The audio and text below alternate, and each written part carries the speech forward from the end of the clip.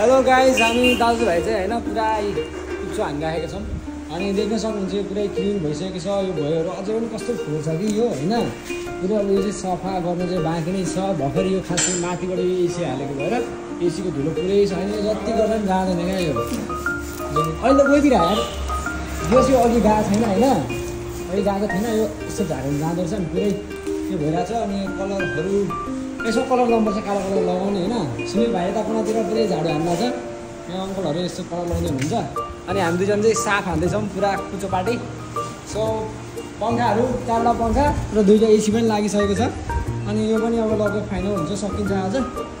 अनि त्यसपछि अब लगभग 1-2 दिन अझै सरसफाइ गर्न लाग्छ, टाइलहरू सबै साफ हान्नलाई। त्यसपछि चाहिँ अनि यहाँ सुनिल भाइ, बाबु यता हेर त के गरेको बाबु तिमीले? ओ भाइ किसिमै गऱ्यौ नि तिमीले त, लुगा फोहोर गरेर। त्यसपछि अब यो सिनहरू सबै क्लिन हुन्छ होइन। यो चाहिँ हाम्रो सोरुम। अनि त्यसपछि यता चाहिँ हाम्रो पसल हुन्छ है। अहिले चाहिँ हामीले सरसफाइ हानेर लगभग सकिसक्यो। यो भुइँको कलरहरू त सबै यो के तार पनि केले हानेर सब पठाउनुपर्छ होइन। तर अनुहार पनि लास्टै अहिले चाहिँ फोहोर पनि भइसकेको छ, यस्तो धुलै धुलो भइरहेको छ होइन। कुचो पार्टी